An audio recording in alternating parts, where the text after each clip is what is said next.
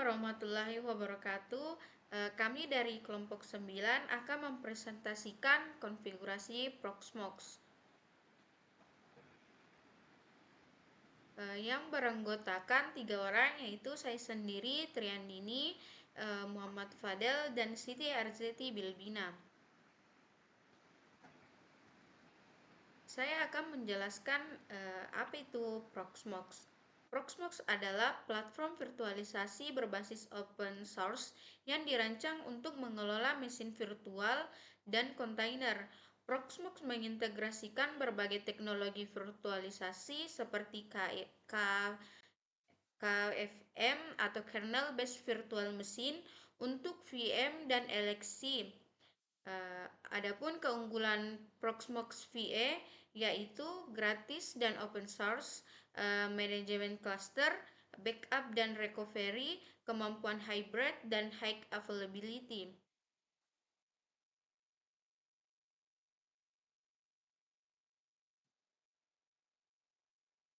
Adapun fitur-fitur pada Proxmox VE yaitu yang pertama virtual machine.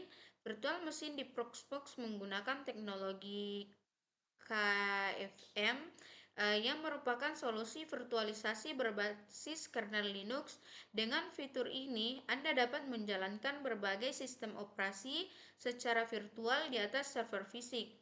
Yang kedua ada cluster. Cluster adalah fitur untuk mengelola beberapa node atau server fisik secara terpusat dalam satu antarmuka.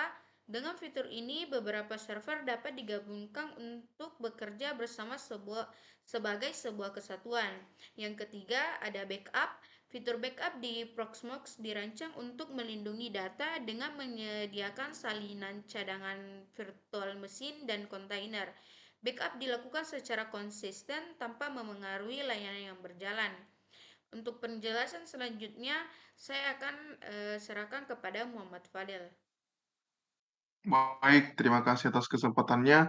Jadi hal pertama yang harus dilakukan untuk menggunakan virtual machine atau menyiapkan virtual machine pada Proxmox yaitu menginstal Proxmox VE pada server fisik dengan adapter jaringan telah diaktifkan dan menggunakan mode bridge adapter yang memungkinkan virtual machine terhubung langsung ke jaringan lokal melalui kartu jaringan fisik komputer host.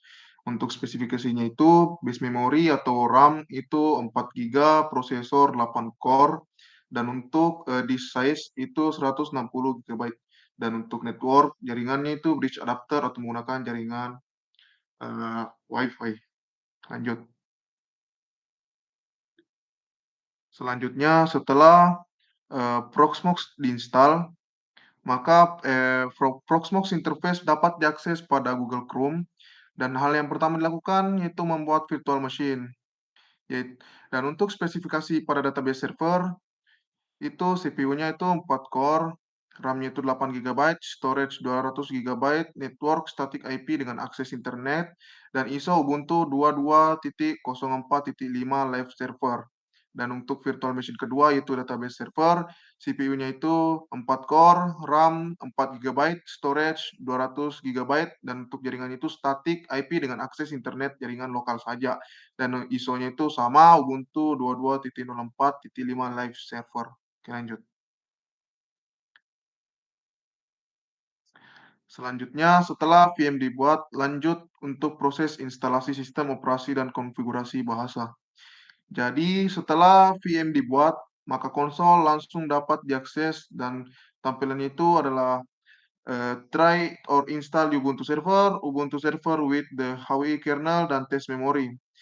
Hal yang diklik pada tampilan ini itu adalah try or install Ubuntu server untuk menginstal sistem operasi dan konfigurasi bahasa. Setelah diklik, masuk dalam konfigurasi bahasa, yaitu pengguna diminta memilih bahasa yang akan digunakan selama proses instalasi dan terdapat daftar pilihan bahasa seperti English, bahasa Indonesia, dan lainnya. Oke, lanjut. Oke, selanjutnya itu adalah konfigurasi jaringan, pengguna, dan penyimpanan. Jadi konfigurasi selanjutnya itu adalah konfigurasi jaringan yang dimana pengguna melakukan konfigurasi jaringan IPv4 yang dimana pengguna mengatur pengaturan jaringan secara manual untuk interface jaringan INS18. Selanjutnya konfigurasi pengguna.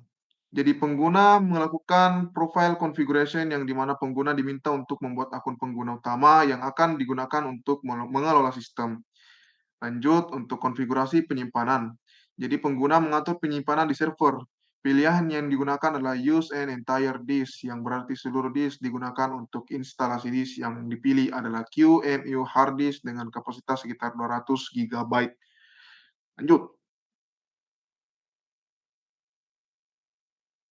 Yang terakhir adalah hasil instalasi dari pengguna Secure Shell. Jadi hasil instalasi itu akan menampilkan layar login setelah instalasi selesai dan layar terminal menampilkan informasi dasar tentang sistem termasuk versi Ubuntu server dan kernel Linux. Dan untuk pengguna Secure Shell, pengguna SSH itu mengakses server Ubuntu. Jadi dia itu adalah protokol aman yang digunakan untuk mengelola server dari jarak jauh. Saya kembalikan ke moderator. Baik, untuk penjelasan selanjutnya akan dipaparkan oleh Siti Arzeti.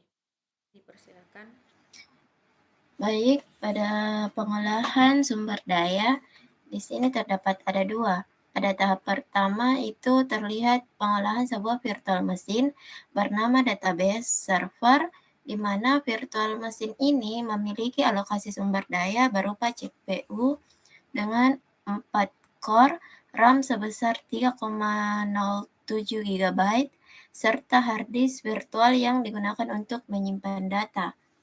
Selanjutnya itu tampilan pengolahan virtual mesin lain bernama web server, yang dimana ini memiliki spesifikasi yang berbeda, yaitu CPU dengan 2 core, RAM sebesar 2,11 GB, dan hard disk virtual sebagai penyimpanan sama seperti database server sebelumnya. Selanjutnya ada backup, di mana pada virtual mesin ID 100, di sini pengaturan backup untuk virtual mesin dengan ID 100 termasuk alokasi penyimpanan, metode kompresi, dan metode backup. Pada virtual mesin ID 101 itu pengaturan backup yang identik dengan virtual mesin ID 100 tetapi untuk virtual mesin yang berbeda. Nah, tabel informasi yang mencantumkan daftar file backup yang telah dibuat dan disimpan. Tabel ini menunjukkan detail penting seperti nama backup, waktu pembuatan, ukuran file, dan statusnya. Selanjutnya itu ada cluster, di mana kita membuat cluster seperti pada gambar di samping dengan nama kelompok 9, yang dimana di sini menentukan alamat IP jaringan yang akan digunakan untuk komunikasi antar node dalam cluster dan penambahan lebih dari satu jalur komunikasi untuk redundansi. Selanjutnya kita menambahkan node ke cluster, di mana kita menampilkan alamat IP cluster yaitu 192.168.118.10, di mana informasi keamanan berupa sidik jari digital yang memastikan komunikasi aman antara node, yang informasi keamanan berupa sidik jari digital yang memastikan komunikasi aman antara node. Selanjutnya, konfigurasi join cluster dan tampilan menu data center.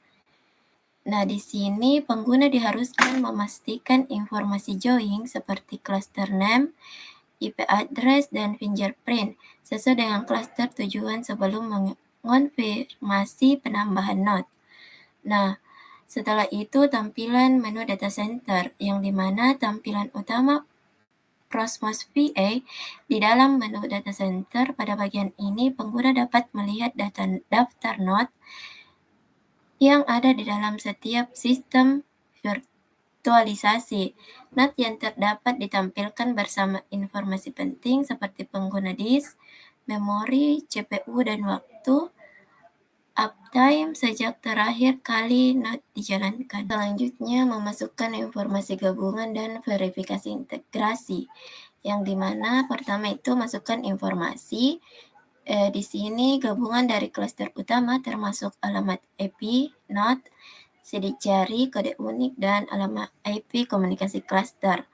Nah, kemudian autentikasi. Di sini kita masukkan kata sandi untuk autentikasi dan verifikasi koneksi yang aman. Yang terakhir, kita melakukan verifikasi integrasi, yang dimana pada tahap ini menampilkan hasil setelah node berhasil ditambahkan ke klaster bernama kelompok 9. Tampilan ini menunjukkan daftar node yang telah bergabung dalam klaster termasuk alamat IP masing-masing node. Baik, saya serahkan kepada moderator. Baik, mungkin cukup sekian hasil presentasi kami.